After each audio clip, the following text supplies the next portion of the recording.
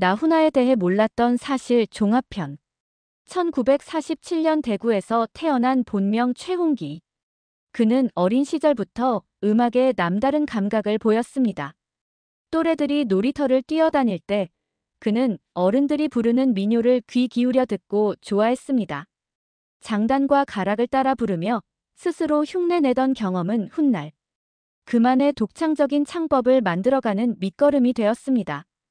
목소리에는 늘 흙냄새와 바람결이 묻어 있었고 사람들의 삶에서 우러나온 소리를 닮아 있었습니다.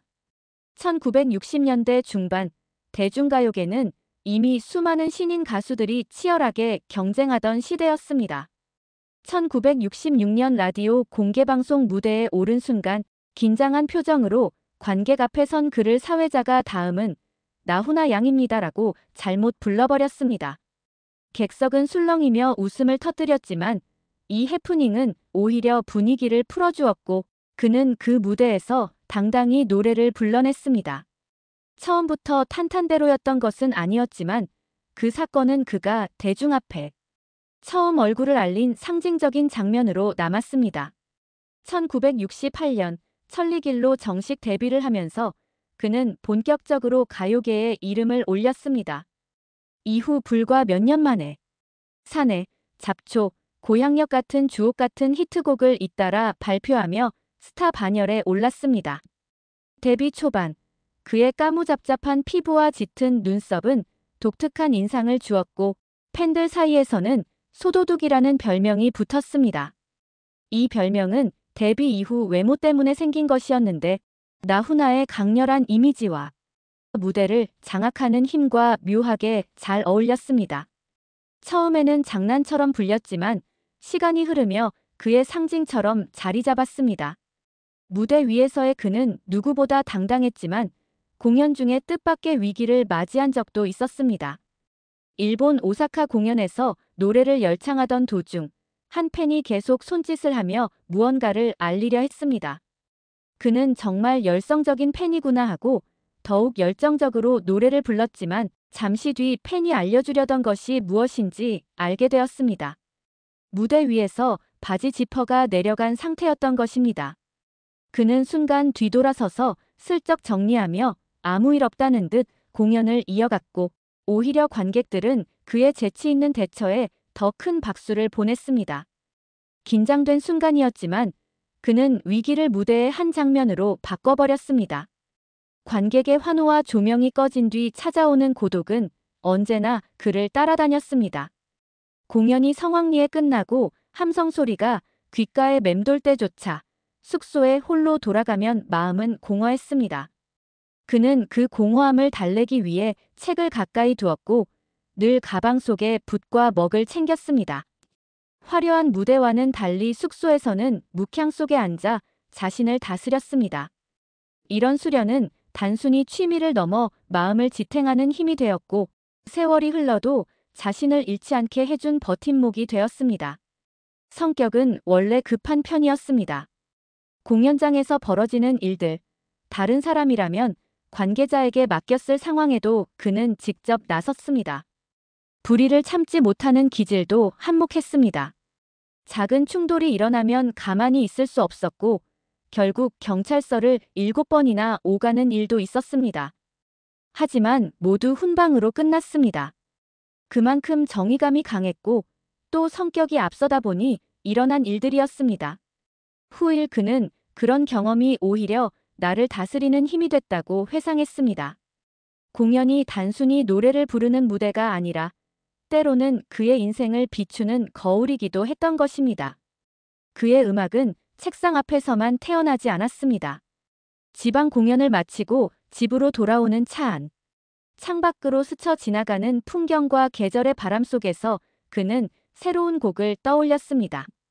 가사 한 줄, 멜로디 한 소절이 길 위에서 탄생했습니다. 사람들의 삶 속에서 울려 퍼지는 노래를 만들기 위해 그는 늘 생활 속에서 영감을 얻었습니다. 자연과 일상, 그리고 인간의 감정이 고스란히 그의 곡에 녹아 있었습니다. 이렇듯 젊은 시절의 나훈아는 단순히 트로트 가수가 아니라 자신만의 세계를 구축하는 예술가였습니다. 무대 위에서는 카리스마와 힘으로 관객을 사로잡았지만 무대 뒤에서는 고독과 싸우며 자신을 갈고 닦았습니다. 그리고 그런 과정이 있었기에 그의 노래는 더 깊은 울림이 있었습니다. 민요에서 배운 소리, 라디오 첫 무대의 해프닝, 공연장에서 겪은 작은 위기, 무대 뒤의 고독과 수련, 급한 성격 때문에 겪은 시행착오, 그리고 길 위에서 만들어진 곡들. 이 모든 것이 모여 지금 우리가 기억하는 가수 나훈아를 만든 토대가 되었습니다. 무대는 늘 화려했지만 그 이면에는 치열한 자기 수련과 외로움이 함께했습니다. 그렇기에 그의 노래는 단순한 대중가요가 아니라 삶의 기록이 되었고 많은 사람들의 마음속에 오래도록 남게 되었습니다. 그렇게 그는 무대와 삶, 두 세계를 동시에 살아가며 점차 트로트 황제라는 호칭에 걸맞은 길을 닦아갔습니다. 1970년대 들어서면서 가수 나훈아의 이름은 한국 가요계를 대표하는 상징이 되었습니다. 특히 같은 시대를 풍미했던 남진과의 라이벌 구도는 대중의 상상력을 자극했습니다. 두 사람이 무대에 선다는 소식만으로도 공연장은 순식간에 매진되었고 팬들은 일명 오빠 부대를 이루며 공연장 밖까지 메워버렸습니다. 경찰 병력이 투입되어 질서를 잡아야 할 정도로 두 가수의 인기는 그야말로 사회적 현상이었습니다. 하지만 이 경쟁은 단순한 대립이 아니라 서로를 더욱 성장하게 만든 계기였습니다. 남진이 새로운 무대를 준비하면 나훈아는 더 긴장감 있는 무대를 기획했고 반대로 나훈아의 히트곡은 남진에게 자극제가 되었습니다. 이렇게 서로가 서로에게 자극을 주며 한국 대중가요의 르네상스를 함께 이끌어갔던 것입니다. 나훈아의 무대는 특별했습니다. 단순히 노래를 부르는 것이 아니라 그는 무대 전체를 하나의 드라마처럼 연출했습니다. 화려한 의상, 무대 장치, 그리고 자신만의 독창적인 무대 매너는 관객들에게 강한 인상을 남겼습니다. 관객들은 그의 노래뿐만 아니라 무대 전체를 하나의 공연 예술로 받아들였고 이 때문에 트로트 콘서트의 개척자라는 평가를 받았습니다. 당시 공연을 직접 본 사람들은 입을 모아 이야기합니다. 한 번 공연장을 다녀오면 단순히 가수를 본 게 아니라 인생의 한 장면을 경험한 것 같았다고 말입니다. 그는 단 한 곡을 부를 때도 혼신의 힘을 다했고 무대 위에서 쏟아내는 에너지는 관객의 가슴에 깊이 새겨졌습니다. 이 시기에 나훈아는 수많은 히트곡을 쏟아냈습니다. 고향역, 잡초, 사내, 무시로 같은 곡들은 전국 어디서든 들을 수 있을 정도로 널리 사랑받았습니다. 특히 고향역은 기차역 풍경을 노래했지만 실제로는 아버지에 대한 그리움에서 비롯된 곡으로 알려져 더 큰 울림을 주었습니다. 그의 노래는 단순한 대중가요를 넘어 삶의 애환과 희망을 함께 담아냈습니다. 그는 동료와 후배 가수들에게도 든든한 버팀목이었습니다. 대표적인 예가 바로 땡벌입니다. 원래 나훈아가 작사 작곡한 곡으로 오래된 노래지만 신곡보다 그 노래가 좋다던 후배 강진에게 편곡을 해서 곡을 건네주었고 결국 땡벌은 강진의 대표곡으로 자리 잡았습니다. 후배에게 기회를 주면서 또 하나의 명곡이 다시 빛을 보게 만든 것입니다. 그의 이런 행보는 단순한 경쟁을 넘어선 가요계 전체의 발전을 바라본 큰 그림이었습니다. 그는 자신이 중심에 서 있으면서도 늘 주변을 돌아보고 함께하는 동료와 후배들을 생각했습니다. 그래서일까요? 그의 이름이 단순히 한 사람의 가수에 머물지 않고 시대의 상징으로 불리게 된 것은. 하지만 무대 밖에서는 여전히 치열한 고독이 있었습니다. 환호성과 조명이 꺼지면 홀로 남은 순간이 찾아왔습니다. 그 고독을 이겨내기 위해 그는 여전히 책을 읽고 붓과 먹으로 글을 쓰며 마음을 다스렸습니다. 동시에 음악을 향한 열정도 식지 않았습니다.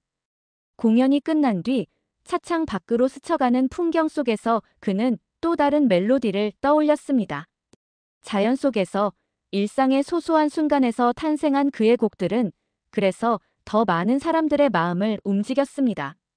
무대 위에서는 누구보다 화려하고 무대 뒤에서는 누구보다 치열하게 자신을 단련했던 나훈아. 그의 30대와 40대는 그야말로 대중가요의 황금기를 이끈 시간이었습니다. 그리고 이 시간은 이후 그가 오랫동안 트로트 황제라는 자리를 지켜낼 수 있는 토대가 되었습니다. 오늘 우리가 기억하는 수많은 히트곡들, 그리고 전설 같은 공연의 기록은 바로 이 시기에 만들어진 것이었습니다. 수많은 후배 가수들에게 길을 열어주면서도 자신만의 색깔을 지켜낸 가수. 그가 있기에 한국 가요사의 무대는 더욱 빛날 수 있었습니다. 세월이 흘러도 무대 위에 그는 변하지 않았습니다. 50대가 넘어선 이후에도 전국 공연장을 돌며 수만 명의 관객과 호흡했습니다. 방송 활동은 줄었지만 그의 무대는 여전히 전석 매진을 기록했습니다. 관객들은 단순히 노래를 들으러 오는 것이 아니라 그의 공연을 하나의 축제처럼 기다렸습니다. 공연은 3시간이 훌쩍 넘는 경우가 많았고 한 곡 한 곡 혼신을 다하는 그의 모습은 팬들에게 감동을 주었습니다. 그는 늘 무대는 관객과의 약속이라고 말하며 무조건 라이브를 선택했습니다. 50대 이후의 나훈아는 단순한 가수가 아니라 트로트 콘서트의 교과서 같은 존재였습니다. 화려한 무대 장치와 직접 디자인한 의상, 관객과 함께 호흡하는 무대 연출은 가요 콘서트를 예술의 경지로 끌어올렸습니다. 그래서 붙은 별명이 바로 콘서트 황제였습니다. 2000년대 들어서면서 그는 잠시 공백기를 가지기도 했습니다. 하지만 그 시간은 결코 헛되지 않았습니다. 그는 무대 밖에서 자신을 더 단련하고 새로운 영감을 쌓아 올렸습니다. 2017년 그는 11년 만에 대중 앞의 모습을 드러냈습니다. 앨범 발표와 함께 열린 50주년 기념 콘서트는 순식간에 매진되었고 다시 한번 나훈아라는 이름의 무게를 증명했습니다. 여전히 무대 위의 황제는 살아있다는 평가가 뒤따랐습니다. 그리고 2020년 코로나로 인해 사회가 침체된 시기에 그는 다시 한번 한국을 들썩이게 했습니다. KBS 추석 특집 공연 대한민국 어게인 나훈아. 비대면 공연이었지만 전국의 시청자들이 TV 앞에 모여 그의 노래를 들었습니다. 시청률은 29%에 달했고 세대를 막론하고 대한민국이 그의 무대에 빠져들었습니다. 이 무대에서 공개된 신곡 테스형은 단순한 노래를 넘어 하나의 사회적 신드롬이 되었습니다. 소크라테스에게 묻는 재치 있는 가사, 시대에 던지는 메시지는 중장년층은 물론 젊은 세대에게도 폭발적인 반응을 불러일으켰습니다. 테스형, 세상이 왜 이래? 라는 가사는 유행어가 되었고 거리에서도 학교에서도 온라인에서도 수많은 패러디가 이어졌습니다. 나훈아는 그렇게 다시 한번 대중과 호흡하며 세대를 뛰어넘는 국민 가수로 자리매김했습니다. 70대에 들어선 이후에도 그는 전국 투어를 이어갔습니다. 해마다 공연은 매진 행렬을 기록했고 표를 구하기가 하늘의 별 따기라는 말이 나올 정도였습니다. 팬들은 그의 무대를 단순한 음악이 아니라 인생의 한 장면으로 기억했습니다. 나훈아 공연은 꼭 한번 봐야 한다는 말은 시대를 넘어 이어졌습니다. 하지만 세월은 누구에게나 흐르는 법. 2024년 그는 마침내 은퇴를 예고했습니다. 2025년 1월 서울 K스포돔에서 열린 라스트 콘서트는 그의 긴 음악 여정의 대미를 장식했습니다. 수많은 팬들이 눈물을 흘리며 그의 마지막 무대를 함께했고 그는 무대 위에서 진심 어린 목소리로 노래했습니다. 화려한 조명과 함성 속에서 그리고 뜨거운 박수 속에서 그는 마이크를 내려놓았습니다. 그의 은퇴는 단순한 가수의 퇴장이 아니라 한 시대의 막을 내리는 순간이었습니다. 그러나 그의 노래는 여전히 남아있습니다. 고향역, 잡초, 사내, 무시로, 그리고 테스형까지 세월이 흘러도 그의 노래는 사람들의 삶 속에서 불리고 있습니다. 무대 위에서는 언제나 강렬했지만 무대 뒤에서는 묵향 속에서 자신을 다스리던 사람. 불의를 참지 못하고 급한 성격으로 경찰서를 오가기도 했지만 결국에는 늘 노래로 사람들의 마음을 울린 사람. 그의 삶은 화려함과 고독, 열정과 수련이 함께한 여정이었습니다. 영원한 가왕. 나훈아님 늘 응원합니다.